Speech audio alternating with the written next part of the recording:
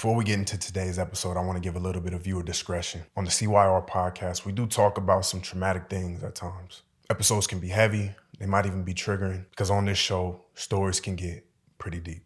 This podcast is all about cleaning the rooms that we normally don't go into. Our mind is a room, and the experiences that we've had in this life serve as the different rooms and spaces that we've either diligently been picking up or possibly unconsciously or consciously neglecting. And so today, for the next hour or so, let's take some time and consciously clean our room. And so whether you're on the road, listening to this in your car, you're at the gym working out, or you're at home, literally cleaning your room, clear your mind, get ready, because we're about to clean our room. Now let's get into today's episode.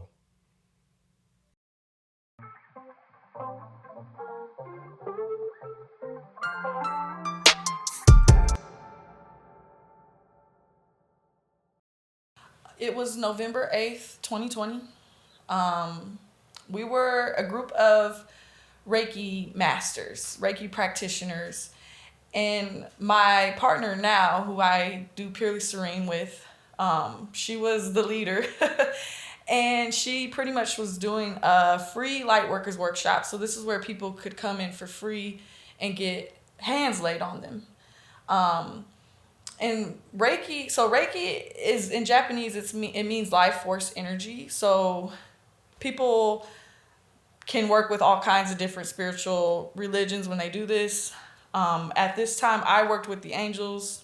I didn't meet Jesus yet. I knew Jesus was my savior, but I didn't know he was going to come and reveal himself to me the way he did. But yeah, so we had this meeting, and the girl who I actually grew up with, she was one of my sister's friends. She's the reason why when I was like 15, I knew I wanted to become a demonologist. I went to college for theology and all of these things. I knew that this stuff was real, and it's because of her. Because when I was 15, I was spiritually attacked, and I've never felt anything like that before in my life. And I took her to my grandma, who was also in like a spiritualist, who was like showing me, she was telling me I was special and that something, like I needed to do something. She was trying to show me that, So I took this girl there, and all this crazy stuff had happened. Well, the girl moved on with her life, and so did me and my family, but years later, at the age of 27, she came back around, and she was a part of this group. And I had a bad feeling. I was just like, I don't know, maybe God is bringing me back here for a reason, like to face something. And we were about done, and we were about to leave, and then all of a sudden she says to another guy, like, I hate you. And we're like, what is that about, And Ebony's like, yep, come on, let's go. Like, she already knew that something was up with her. And this was my first time seeing it. So we sit her down in the middle of the room, and we all start laying our hands. And I call on Archangel Michael. And Michael tells me to call on Jesus. So I'm like, okay, Jesus, come on, Jesus. And this gold light comes down and like onto her. And like this black stuff is coming out of her mouth. Her eyes are rolling in the back of her head. She's sweating. This voice is coming out. It's dark. And we're all just praying and trying to like figure out how to get whatever this is off of her, or whatever it is. It's kind of like all of our first time doing this. That was a crazy day, and we would eventually try again. But through time, I realized it takes months, years to get demons off of someone. Mm-hmm. So that was just the beginning. Yeah. Hey, real quick, before we get any deeper into today's show, I just want to ask for a quick favor. If you could, please hit that subscribe button and make sure you hit the like on this video. It's the free thing that you can do to help support this channel. I've recently been able to upgrade my team, so now it's me and I have one editor. And this is not by charging anybody. This is not by making my episodes cost money, but this is by all of you who are supporting this channel, just by showing that you appreciate what we're doing by commenting, liking, and subscribing. So if you could just do that free thing for me, I'll truly appreciate it. Now, let's get back to today's show. When that happened, like when that situation was over, what did you think had just happened? Honestly, all I could think about was Jesus. Just that little peep of his energy changed my life already. I didn't know he would come again and again and again. I thought that little piece was just enough. And I'm like, Jesus is real. He's the king and he can save. And I seen it with my own eyes. Also started feeling my purpose. Like, okay, like I always wanted to know my purpose. I always felt like just left out and just out of the loop of this world, and just like everything kind of is going for no reason, in my opinion. Like we just focus on things that don't really matter. And so this gave me purpose. It lit the fire under my butt for sure. Absolutely. Yeah. Absolutely. I wanna ask this question, and I might stop you because I don't wanna, like, as you're answering it, because I don't want to get too deep into this part, and I wanna focus more on this question. But after this, trying to explain this to somebody, they're probably looking at you and thinking like, She's crazy. yeah, she's crazy. What are you talking about? And so I guess my question for you is like, how did you explain this to people, or did you just keep it to yourself, or did you guys just keep it amongst each other, or yeah, like how do you share or even explain what you experienced to somebody without them like looking like, Well, the first person I told was, of course, my husband. He understood, because he's always believed in me. Thank God. That's why we're together. And then I told my mom, and my mom was like, "What are you doing?" And she was worried about me. And I was just like, I kind of had to like yell about it. Like, you guys don't believe me. I'm not a liar. Like, why don't y'all believe me? I can't make this up. I'm not that smart to make up this whole story. And, the thing is, I kept getting more cases to where there was just more and more proof, to where I just started talking. And I, got really close with Jesus in a whole different way. Like he revealed himself to me and everything, to where it's like, I can't not talk about this. This is all I want to talk about. And so I would talk to strangers about it. A lot of strangers would come to me and like pour on me. They didn't know why, but I knew why. And so I'm like, here's my chance to plant a seed, So I would just start talking. And there's sometimes I wish I didn't talk, because sometimes it's ego, and then there's sometimes I wish I talked more. But I think expressing yourself and your experience is one of the most healthiest ways of healing. You have to express it. You have to stand in your truth, whether people believe you or not. That's just part of life. So absolutely. Yeah. So from here, what did this begin to look like? Because, and correct me if I'm wrong,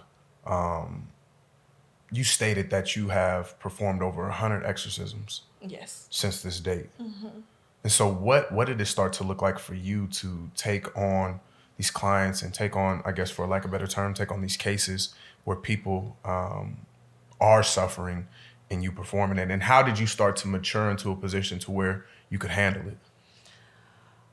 Well, I started building my personal relationship with Jesus. Literally, that's the only way I've been able to make it through. Because not only did I have to exercise all these, I couldn't even count how many I've done.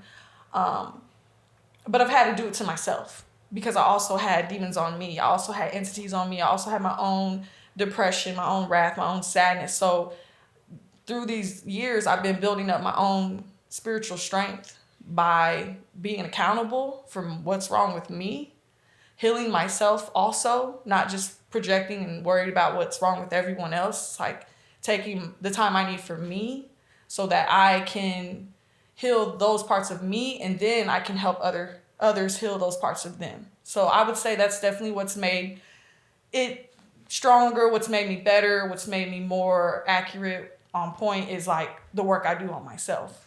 Because I think a lot of people, we project, and we want to blame someone because we're like, why is this happening? And sometimes you have to really stop and like look inside yourself. And that's why I believe meditation is so important, because with prayer, you say to God what you want, but with meditation, you quiet your mind and you hear God. And I think a lot of people, especially today, the world's moving so fast. We're all in survival mode. We're not taking the time to hear. We're just, pouring out what we want, how we want to be heard. And I feel like a lot of people don't feel heard.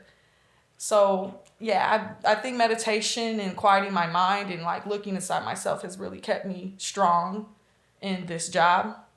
Also, if something gets on me, I know right away because I've emptied my spirit so much. I've worked on my spirit so much that I know when it's not mine. I know when it's something trying to stop me, attack me, something trying to get in my mind, my mental health. I know when that's happening because I've been working on it so much. Yeah. What are the indicators from others when they come to you that you can tell like there's a spirit or a demon on them, and what's the process of exercising that spirit?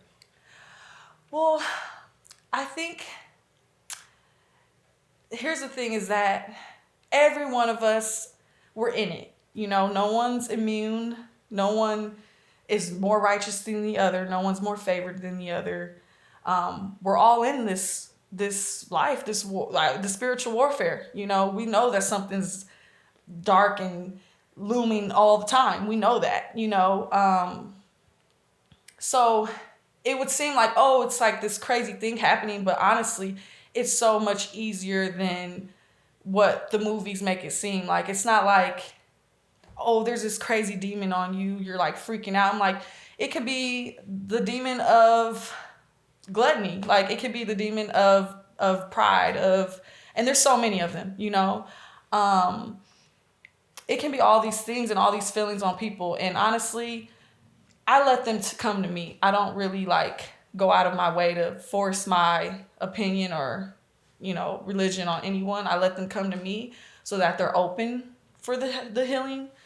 When it comes to exercising, that's a long story because Jesus has literally showed me a process of not only healing the person, but healing the demon.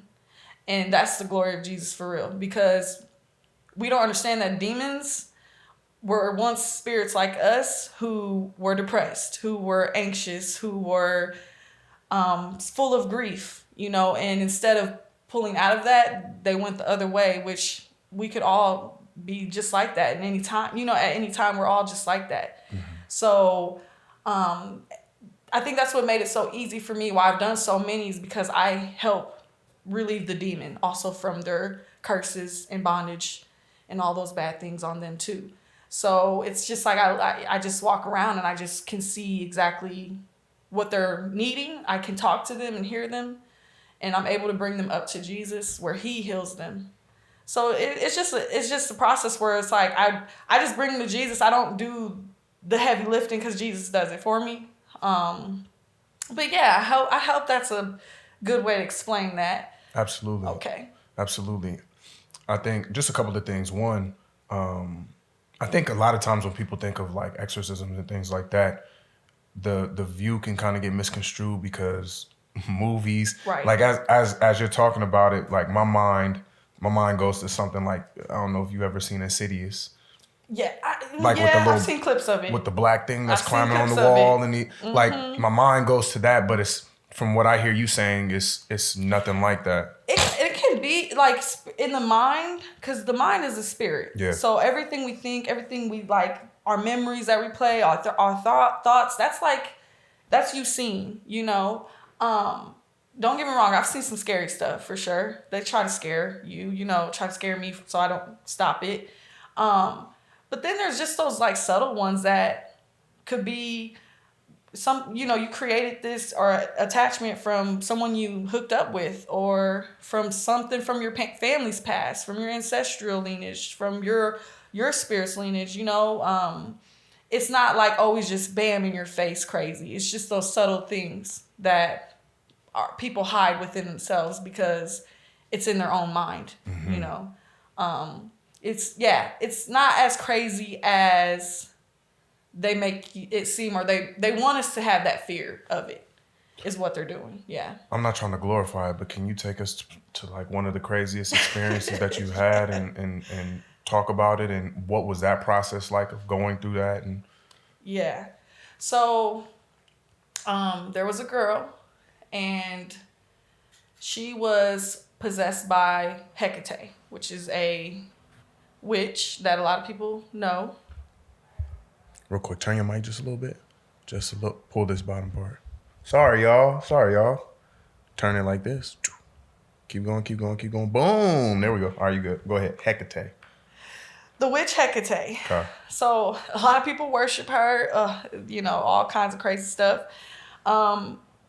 This girl was also worshiping her unknowingly just by being in the spiritual world, so open for people just getting into things they like shouldn't be getting into. But yeah, she was possessed fully by Hecate. And we worked on this girl for 2 months. And there was a point where there was 3 of us and we had to hold her down because this demon was trying to break her bones. She was on crutches by the time we were done. This thing was like trying to kill her. She had the voices. She had the black throw up. She had the screams. I mean, it was like a movie for sure with her. And we worked on her for 2 months. And I remember we did a 12-hour session. There was a point where I literally was on my last grip of energy and I was just fighting. And this is when I didn't know. I was like learning how to fight spiritually. So I really didn't know certain things. And there were so many demons coming up. Like Moloch was coming up. There were so many demons coming up. And I just remember Jesus was like, bring them up to me. Don't fight them in their realm, in that spirit realm where they're at, where you're seeing them at. Bring them to the throne. And so I started bringing them up to the throne. And then that's when they were like becoming banished. They were becoming either healed. Not these strong demons. These strong demons, they're not just becoming banished. They can be pushed away, but they kind of rule this world. Like we're in a third dimension, a lower dimension. So they kind of rule this lower energy here. But yeah, we fought so hard for that girl and her bones were breaking and just bad things were happening everywhere. I've seen things flying off of walls. I've seen, I was getting scratched, I was getting harmed. It was like that. And it took a while. And to be honest, it's like, I don't know where she's at now. And I kind of wonder if she ever, kept pushing through that.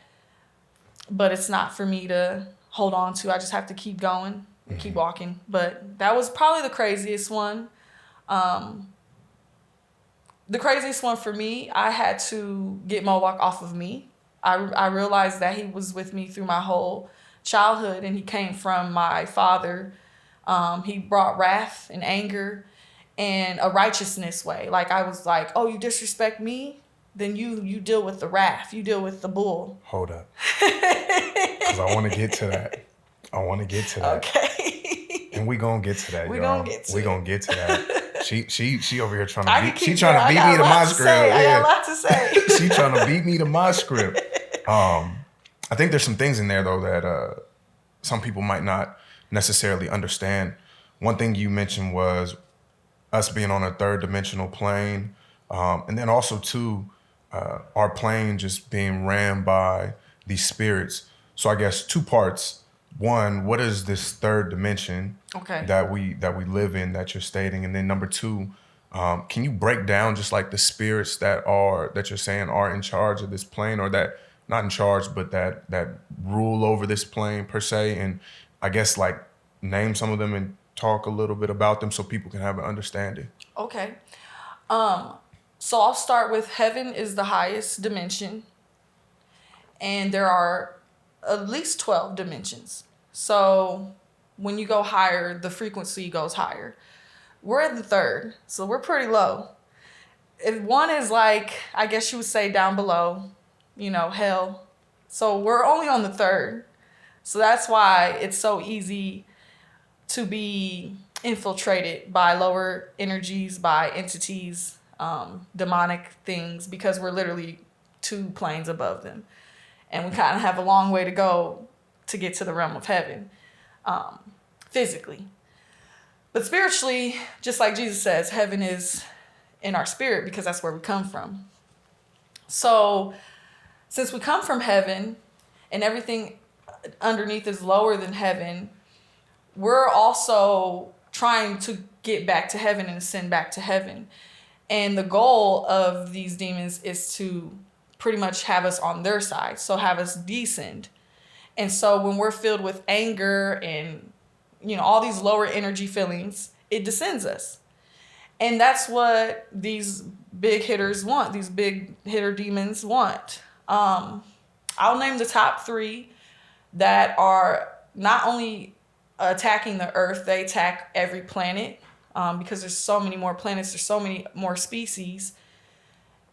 It's Satan, Lucifer, Lilith, and Samael. And these are 3 of the first creations of God. God created 12 angels before he created anything, before it replicated and all of that. And so these 3 are part of that 12. And that's why they're so powerful and strong, because they literally come from the first stem of God. But when Jesus was made king in heaven, these 3 got very upset. And that's when the fall happened in heaven and everything went, how it went after. What is the fall? So the fall is when, because in heaven, everything was perfect. There was no such thing as lower energies, because it was created from the stem of God, and God didn't have that until he was betrayed by his own children, which is Lucifer, Lilith, Samael, and then the replications after that. But the fall is when pretty much Lucifer, Lilith, and Samael decide to go against God and Jesus in the kingdom of heaven. They put a bunch of different angels and spirits against them too, manipulation, gossip, manipulation, illusions. They played that game in heaven, and then they attacked. We didn't know the attack was coming. They attacked, and then so instead of God, taking them back in, because once God creates an energy, it can't die, because it's God. So the spirit never dies. And that's another thing that Jesus was showing us, is that the spirit does not die. Instead of, taking them back energetically or whatever he would do, he casted them out of heaven. And he casted the other angels that followed them out of heaven. And he closed off heaven. And so for billions of years, all of these angels were just trying to, find their way throughout the universe with no heaven.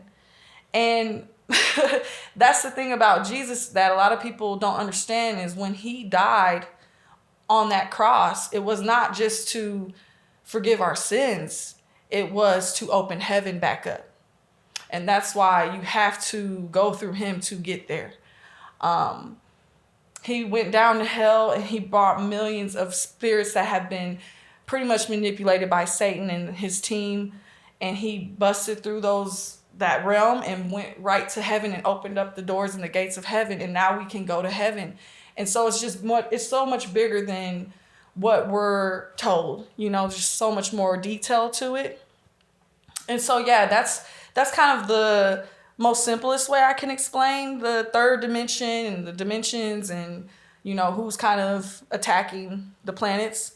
There's definitely some demons that aren't named that are also very strong and do a lot of things too for their own agendas. And it's crazy to know that some of the demons are going against each other for the power, which not a big surprise, but yeah, there's other demons that want Satan's spot too. So they go against each other. It's a whole thing like that going on, and spiritually, yeah, pretty Absolutely. crazy. Something that I was, I don't remember if I was watching or if I was reading something, but it was mentioning something along the lines of people can become demons as well too with their spirits and become lost and kind of possess, or not possess, but be stuck in this realm, and other people can take on their spirit or energy. From your practice, is that accurate? Is that inaccurate? Yes, because here's the thing that I have learned more than anything doing this, is that there has to be accountability in order to heal and lift it off. If I'm working on someone and they're not being accountable for what they did, I can't get it off of them. And so that leaves them to literally become one with the demon, one with the entity, one with the curse, the pattern. They're agreeing to it. There's a thing we call spiritual contracts. So There's spiritual laws, and some of them we don't know about. God told us the main ones that we need to focus on, and those laws the demons also must follow. So that's why they can use certain wordplay or do certain manipulation illusion to make us agree to being infiltrated by them. It's always an agreement. And the crazy part is, like, even yesterday I was thinking, I'm like, everything we watched, everything we listened to, even the sports, like everything is just agreements with this like ritual and demonic stuff. It's all agreements, and it's like so a part of our society that it feels normal, and it feels like it doesn't feel bad, and we wouldn't think like, oh, this is causing me to agree with this, and this is why this is attached to me. Like, we don't even think that way. It's just so normal now for us. And that's what they wanted to make it like, yeah. Two things this makes me think of. Have you ever seen Sinners, the movie? I watched it a little bit. There was a part in Sinners where it was like, they have to let them in. Yeah, they gotta let them in. As you're saying that, that's what this is making me think about. It's like these spirits, these entities, these things can't come in unless you invite them in. But most of the time, like you said, people don't realize what they invite in. It almost seems like harmless, and even in the movie, Right. it seemed harmless. They're like, "Oh, we play music too. We like music too. Can we come on in?" They're like, "Yeah." That's number one. Number two, what are examples of things that we might see as, oh, this ain't that bad, but really can lead to just like some of these spirits that you're speaking about entering in your life, and then on the back end of that, making it hard for an individual to even be accountable for the role that they played in the spirit having access to them? I would say, and I literally was just talking about this with Jesus, one of the most important things that we have to fix is how we talk about each other. Because that is one of the easiest ways to have a curse, entity, a demonic force upon you and not even know it. It's that loop of like, this person did this to me. And you think about them, and you're creating an attachment, and you think like, oh, they did me wrong, so I have the right to think these things. But really, you're spell casting. Every negative thought you have of someone else is a spell. It's not, you don't need this whole ritual thing down. It's literally all in the mind. And I think, like I said, society has made it seem like it needs to be this big thing when it's really these little things, and it's always here. And so every bad thought we have, that's a spell, that's a curse, that's a contract. And I know it's hard to not have bad thoughts here, but that's why they literally put all these bad things in our mind to distract us and have these loops of bad thoughts going on. And like, yeah, people do you wrong, you get hurt, things can go bad, and you have the right to have a feeling, but it's like, when do you let go of the feeling? Have the feeling, process it, ask God how you want to handle that in the best, most highest way you can, and do that, and then let it go. But most of us, even me, it was hard at first to let go of like the things that people have done to me. And I realized I was attaching myself to that pain, to that trauma. And that was the curse itself, is the unforgiveness.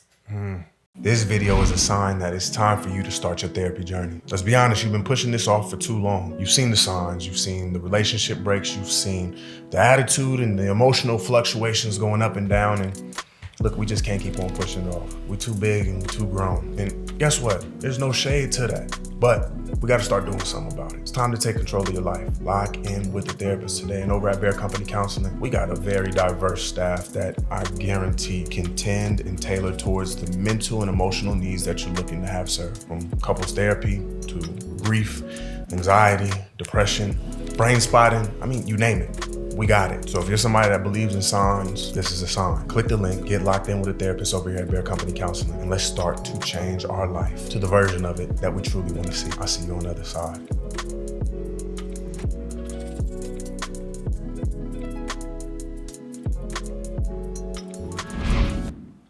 Now we're gonna go back. Okay. Because there's a lot that you've been doing, but this all had to start with you somewhere before you were exorcising spirits, before you even really understood fully what this gift that you have is. Take us back to childhood. Who was little Michelle, and what was life like for you growing up?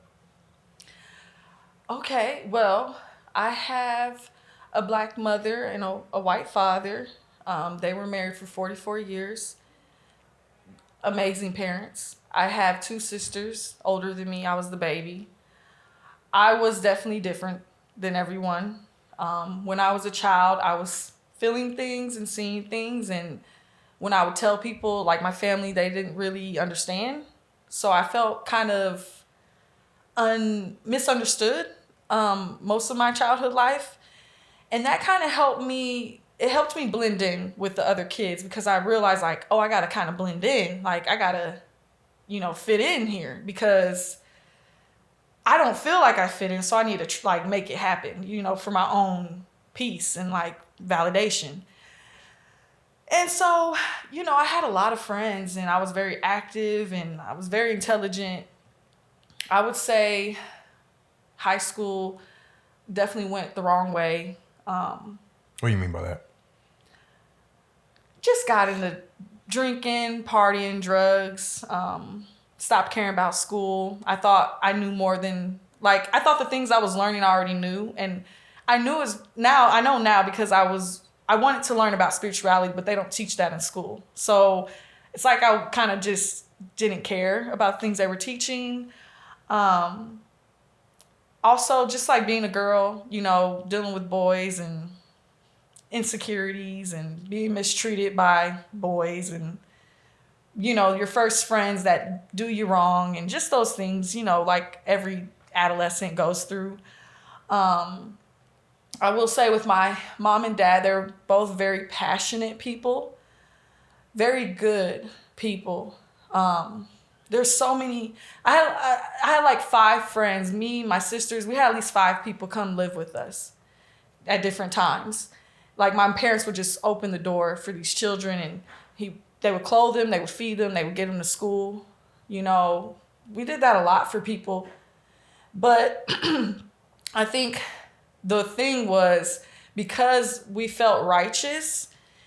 It's kind of like if you disrespected us, the anger was like, I don't care. Like, I know I'm good. I know I've been doing good. So you're not going to get over on me. You're not going to do that to me.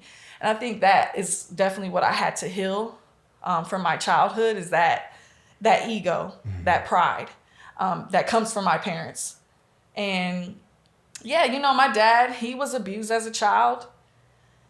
And he honestly, when I think about him, like, he did really good for what he went through. He did really good for what he went through. Did he have some bad moments as a father? Of course, but he taught me everything. He taught me how to play every sport. He was there every day. He taught me how to be strong. He taught me how to not care what people think because he didn't care what people think. He would laugh. He would joke. He would talk to strangers. But he had that anger in him, and we would see it at home.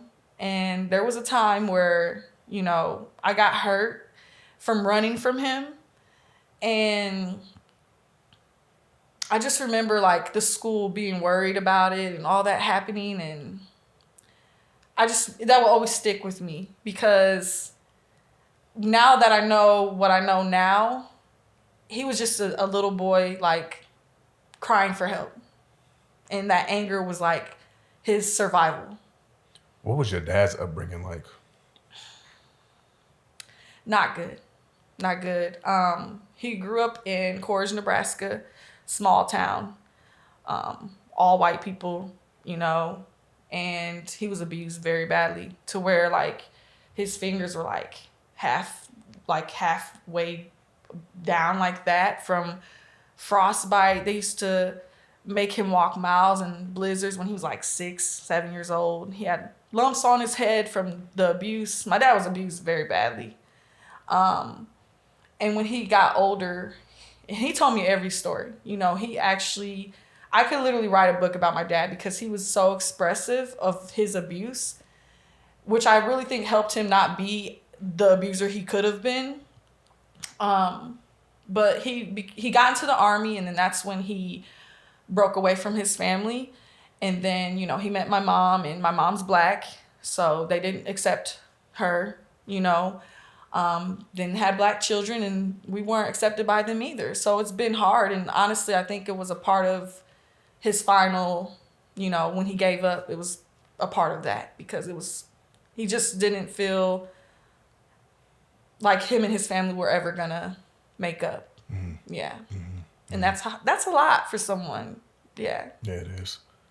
How did your father's anger, when you look back at your childhood and everything that he went through, just like the culmination of that, how did it show up in your day-to-day life and in your upbringing? Just like, it would be like outbursts, like he would just like outburst like anger, and we would be like, where is this coming from? There would be times where he would be joking and happy, and then out of nowhere it's a switch, and you're just kind of like, whoa. And that kind of made me unstable. Like, that made me reactive, and that made me very defensive. And so I brought that defensiveness out into the world against other people, kind of like very like, did I do something wrong? Like, or if I did do something wrong, what did I do? Just very like defensive and reactive. And, we could drop a crumb on the floor and he would just have this crazy fit about it. But if we brought a boy over, he'd be like, whatever, like it wasn't like he was strict. He was just like, don't mess up my stuff. Like, don't drop crumbs on my floor that I clean. He had an OCD. Well, it was part of his PTSD from child abuse, from the war, all of those things. But he would vacuum for 4 hours every day, every morning. And it's so crazy that he was doing that and sweating, vacuuming to like get out this like OCD, PTSD that he had. And so if we would drop a crumb on the floor, we would get like cursed out, whooped, it would just be the littlest things. But the big things, he was so understanding. So it was just kind of confusing sometimes with that. Mm-hmm. Yeah. At that time, going through it, and not in hindsight, did you recognize his anger as this anger that was rooted in these traumas and in these experiences? Or were you able to see it as something more like the spiritual component that you're able to see in other people that you work with now? And then on top of that too, was there a piece of you that internalized any of that and took it on as there's something wrong with me or there's something wrong with us because dad is responding this way? Yes, I definitely thought that there was something wrong.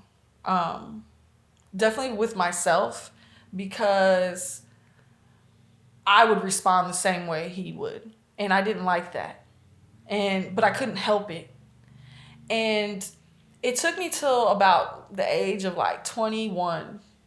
And this was like, I started meditating probably like right after high school, like 17, 18. I started getting into meditations and like digging deeper into myself. And it took me about like that age to realize like, I forgive you. You're like this because of what you were put through. It's not because something's wrong with me, or it's not even because something's wrong with you. You had no choice. You were a child and you were put through that. And this is how you defended yourself. This is how you survived, is with this anger. And I forgive you. And now I need to forgive myself for my anger. And I need to change it and I need to let it go. It took a long time to do it, but I knew that anger was not right. And I knew I needed to figure out how to heal it. Yeah. So definitely think like I said, forgiveness is the key of healing. Absolutely. Yes. Absolutely.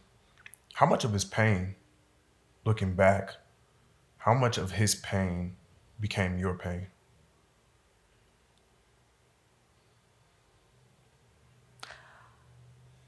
Maybe most of it. Yeah. Like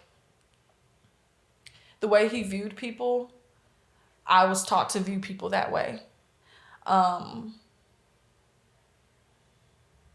Even in my marriage, I realized like, I'm like my dad. am very reactive. I get very angry. I get very abusive, like my dad. And Can you break that down? yeah, like abuse isn't always physical. Obviously we know it's verbal, it's mental, it's spiritual, and I would have this like righteousness. It's like a righteous abuse, where it's like I feel like you did me wrong. I'm gonna get you back, and I'm gonna win. I'm gonna win this fight. And I would do that to my own husband. And it would be over the smallest things. And that's where I realized I'm like my dad. I'm getting mad about the smallest things. So it just started overloading my mind to where instead of being grateful and living in gratitude, I was living in this all these lower energies of just like what's wrong all the time and complaining all the time and what someone did to me and how they didn't show up for me and how they made me feel. And I was just basing all of my feelings off of everyone else. Yeah. And it definitely is from my dad. What do you believe kept you stuck in those perpetual states?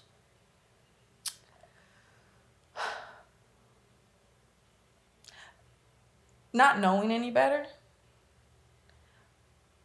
That's the thing about children is the way they're raised is what they know. And that's why all of us have childhood trauma, because it's just we're pure as children and everything affects us differently.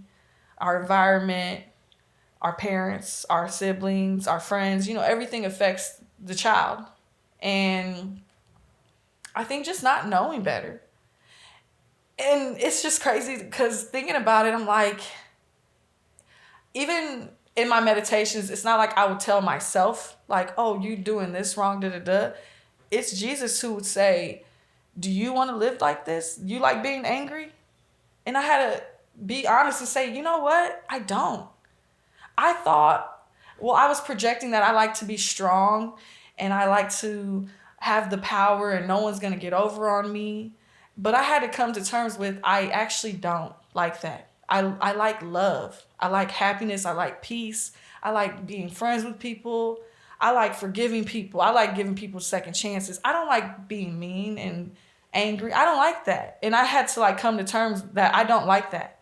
And that's what was making me miserable, is I was living a way I do not like because I thought I had to. I didn't know better. So there's this huge piece of accountability that I hear you saying that you had to take. Because from what you mentioned too, and even off camera, especially during this period in time during high school and your early adulthood, somebody from the outside looking in would look and see that, be like, you're this person that's popular, that's outgoing, but internally you were battling all these different things. You were battling anxiety, you were battling depression, you were struggling with this pride, with this anger, with this judgmental piece of you. My question to that would be, beneath the surface, what was happening that nobody could actually see? Oh, I don't want to cry. I didn't want to be here no more.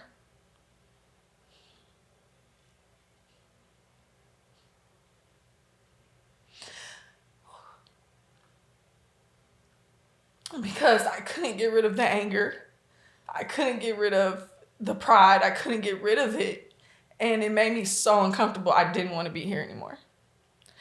And I was tired of being triggered. I was tired of just having like experiences that I'm like, why did that happen? I don't even know how it went that way, and I was becoming tired of just living how I never wanted to live and just trying to find the purpose of life. And I knew for me it was God, but it wasn't like, oh, go to church and be, it was more than that. I was looking for like more. And I'm so honored, and I can't say enough how grateful I am that I found it. But I think I found it because I was looking for it. I think that's the thing, is like, some people are like, how do you know God's real and da-da-da? And I'm like, well, if you don't look for it, how will you find it? You have to look for it. And it will come. You'll see. But yeah, if you don't care about that stuff, then yeah, you're not gonna see the signs. You're not gonna feel the energy. You're not gonna, connect with that because you're not connecting with it. Mm-hmm. Yeah. What were the ways that you were masking that strong feeling that you just showed? That feeling of not wanting to be here anymore. How were you covering that up and presenting in a way where many people probably couldn't even tell that that's what it was? The popularity, the fitting in, I'm goofy, funny. I'm gonna always, be goofy and funny, but definitely laughing things off. The drinking, the drugs, the fitting in, because it was like giving me validation. And it was like, I thank God for those times though, because I think we do need people and we do need validation, and that's okay. I think we just have to be honest why we're like doing what we're doing, and then it makes it more clear, and like we can have more of a benefit and reward from it. But I had to admit, like, why do you want to fit in? Why do you want everyone to love you? Why do you, accept things that maybe you shouldn't accept from certain people? Why do you put yourself in places where maybe you shouldn't be? Because you want to fit in, you want validation. And I had to come to terms with that. Yeah. I want to pivot a little bit, kind of along the same lines, but a little bit deeper. Your father also struggled with something very similar, and it came to a head a few years ago. Can you talk a little bit about that and break down just how it's impacted not only you, but your family and the journey that it's sent you on since that day? Okay. I'm going to go deep. Go ahead. Okay. So I remember after Jesus revealed himself to me and I started working with Jesus, I remember my dad was sick because my dad had battled cancer for 15 years, maybe, like a long time. And he was finally getting to that point where I was getting worried. And I remember praying a prayer. I'm like, God, I just want him to know Jesus before he goes. I was like praying with all my heart, like, please just let him know you and God and Jesus and the kingdom. Like, I want him to know y'all. Like, I know that will help him heal. And it took a couple more years, and I started laying my hands on my dad. And I remember it was just me and him, and I was laying my hands on him, and just like I bring everybody up to the throne where Jesus is at, the throne in heaven, I brought my dad's spirit up to heaven, and he told me, he started just bawling, and he's like, I heard Jesus. I heard him. He's real. And I'm like, well, what did he say? And he told me to forgive my family. And he started just bawling. My old man, my dad, just bawling for like 3 hours straight, just couldn't stop crying because he just felt the Holy Spirit and he just met Jesus and heard him say, forgive. And he's like, but I can't forgive. I don't know how to forgive. And I'm like, it's okay. Like, this is, just the first step. Like, we got to work for it. We got to get there. So I started working with my dad on forgiveness. And my dad would like start asking me all these questions about Jesus and like all this stuff. So for the first time in my life, I felt accepted by my family for what I'm doing. And my prayer was answered. And I thought everything was going amazing. I saw the changes in my dad. He wasn't as like angry. He wasn't as rigid. He was happy. Finally, I could see like the happiness in my dad, and he was jolly, he was happy, and it was consistent. Well, I had to, me and Ty, we had to move, and I was like seeing my parents once a week. I always go see them and just love on them, and I didn't get to see my dad for maybe 2 weeks, maybe 3 weeks. And my mom called me, she's like, he needs you, something's wrong. And I'm like, what's wrong? What could be so wrong? He was just fine a couple weeks ago. And she's like, I don't know, you need to come here. And I'm like, okay, but I'm in the middle of moving. So Sunday I had planned for my family to come over. And that Sunday morning I get a phone call and they found him in the backyard. And we rushed there and everything, and it's just crazy. My mom still lives in this house, and it's like we literally found my dad's body in the backyard. My sister and mom had to find him. So I kind of felt defeated. I felt like the devil won. Like I was getting somewhere with him. We were getting there, and then this happened, and it was like ripped out of my hands. And I felt like I should have moved faster. I should have been quicker. I should have been more on point.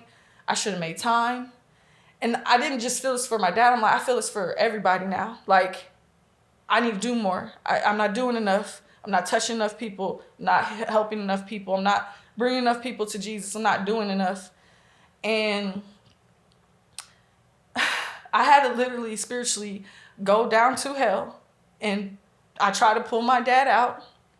It was like all these hands on him. It was crazy. All these hands just on him, on his spirit. And he's in agony and pain. And I'm like, come on, like, I'm like beast mode in it. I just don't care. And Jesus has to grab my shoulder, and he's like, it's not on your time. And I'm like, but I can save him. Like, we can bring him up to the throne like we did before. And he's like, no, it's not on your time. So I had to like back up and just put my hands up, and I just got into prayer. And I knew it was an attack on me for sure and my whole family, but I just had to stay motivated. I had to push through, and literally 2 weeks after my dad passed, I had to teach a class on healing. And I had to be strong because I couldn't make it about me. I had to help these women out who were in my class. But it took a few months, and I was meditating, and out of nowhere, my dad pops up, and Jesus pops up, and Jesus is like, it's time. So we lift my dad's spirit, and we take him to the throne, and Jesus lays his hand on his head, and I see all this like pain and agony come off my dad. And after that, I knew he was in heaven after that, but it wasn't on my time. I kept praying for him. I kept the prayers going, but I saw my dad be forgiven for taking his own life. Also, I saw the pain and the agony come off of him, which was the most important part, because I just know like it takes a lot of pain and agony to take your own life. And I could feel what he was feeling, and I'm like, I don't want him like that forever. Like, I hope we can heal that, and we did. So my belief has been made stronger because of my dad. And I was mad at him at first, but now I'm like, it's okay. Everything happens for a reason. Yeah. What was the spiritual battle that not only you, but also your family went through? I mean, you spoke a little bit on the battle that you had, but if you could just go a little deeper with that, what did you notice about your family? Because your mother lost a husband, your sisters lost a father as well. What did that look like? It was, even today, my mom, like, there's just sadness. And it just sucks. Because that's a long time. 44 years is a long time. But she's so strong. So I know why she's my mom. Because, like, I'm strong because I'm strong like my mom. And she just pushed through, And I think they don't really know about spiritual warfare. So I do my part for them.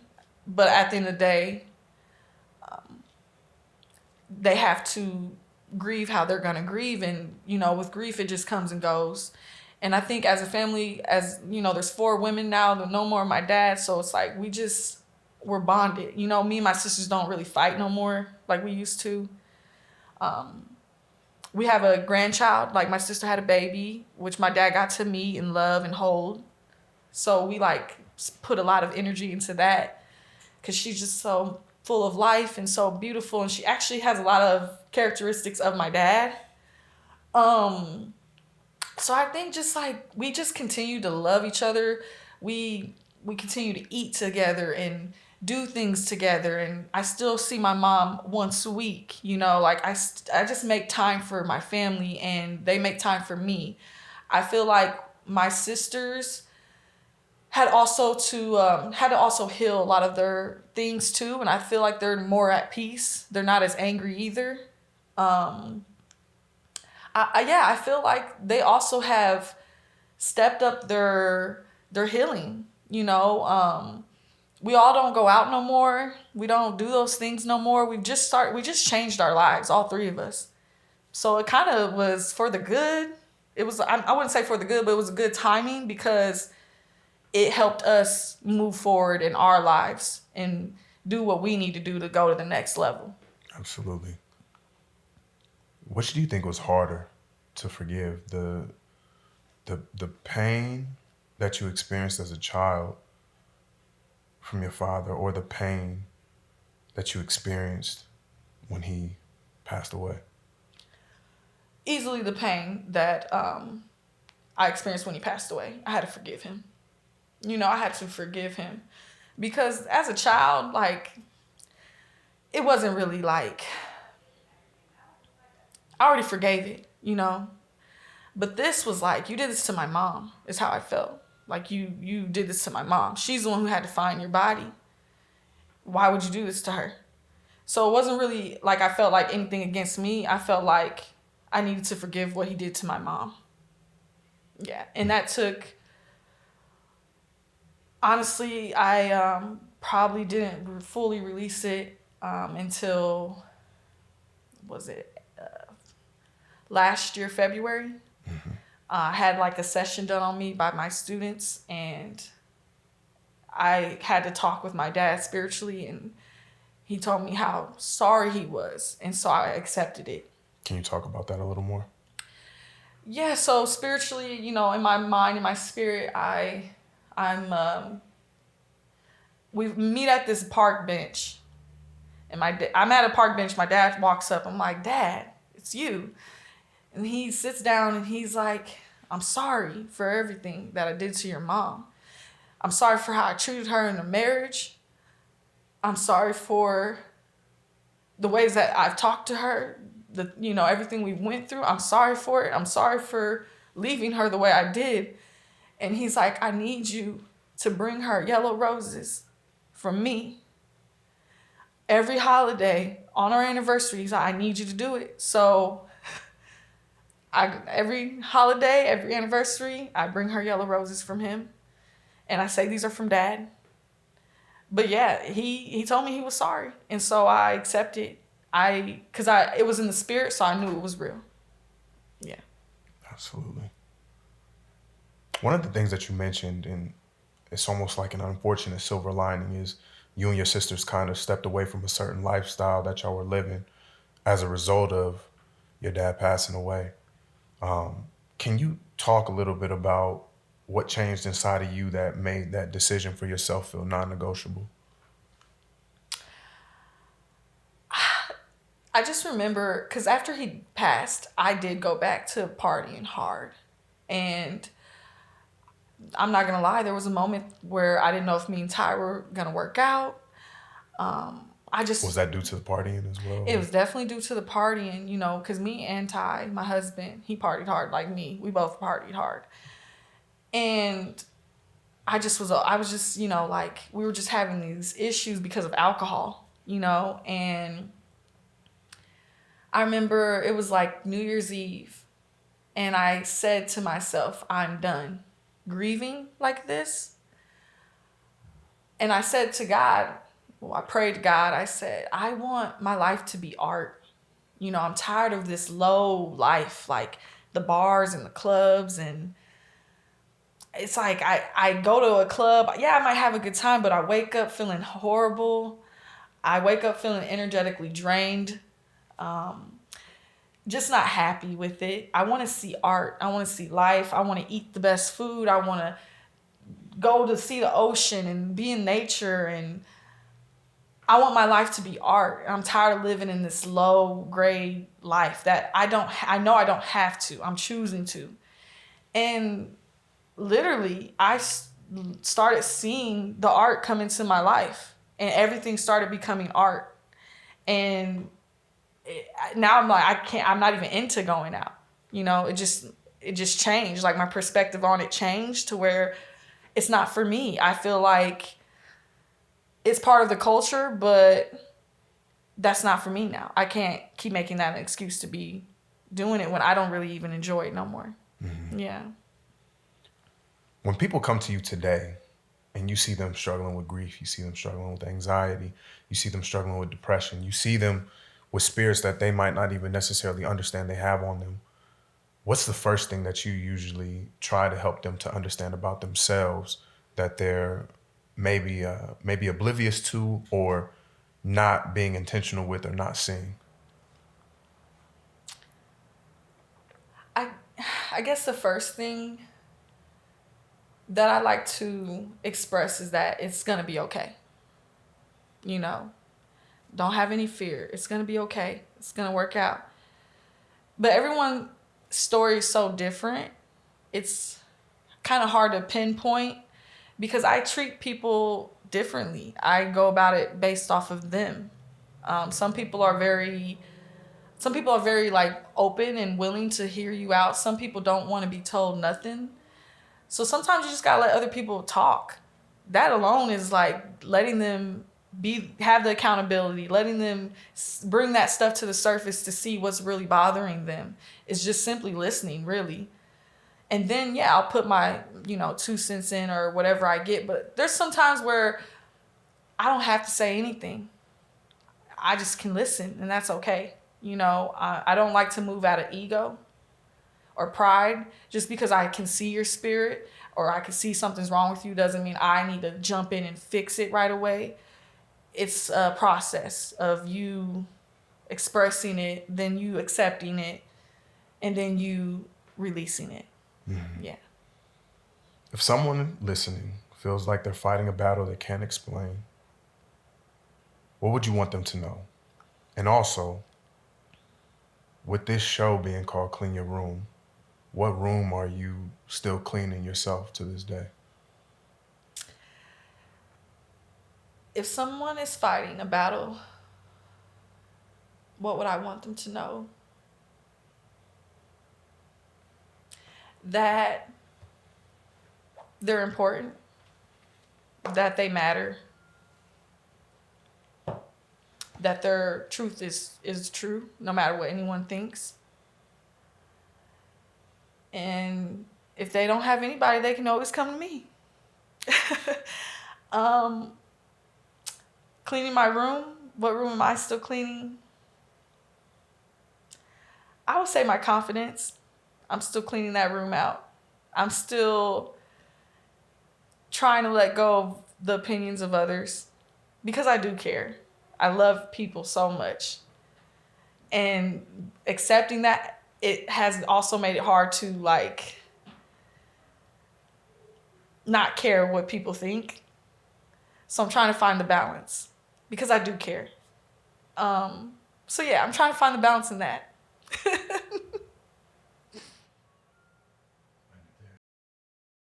I'm back, and you made it to the end of today's episode. This is something that you've enjoyed, and you haven't done it yet. Please just make sure you leave your thoughts and your comments down in the comment section, like the video, and subscribe. Also, there's an opportunity to be a guest on this show. And if you feel like you got a story that's worth telling, that's worth sharing, that is truly impactful, go ahead, drop in the comments. I have a link down there, podcast guest form. Click on that, fill it out, give me great detail. And just a forewarning, I'm not sure when this will happen. It might be either before or after this comes out, but I will have an updated form. But as of now, click the one that's down there, fill it out, give me some good detail, and then connect with me on social media and let me know that you did fill it out so that I can go and check it out. I get lots of forms all the time, and so if you don't reach out to me and let me know and you're not able to get in contact with me, the chances of me seeing it, it's likely to none. So there's an opportunity for you to be on the show if that's something that you want to do. Otherwise, I truly appreciate you for tuning in to this episode. Have a great day. Also, the algorithm somehow knows what videos you like of mine. And so this video that you see right here, somewhere on this page, the algorithm is saying, like, if you watch this one, you'll probably be satisfied. So go ahead and click that. Keep on tuning in. make sure you keep on cleaning your room, because when you clean your room, you can truly change your life and create the reality that you want to see. We out.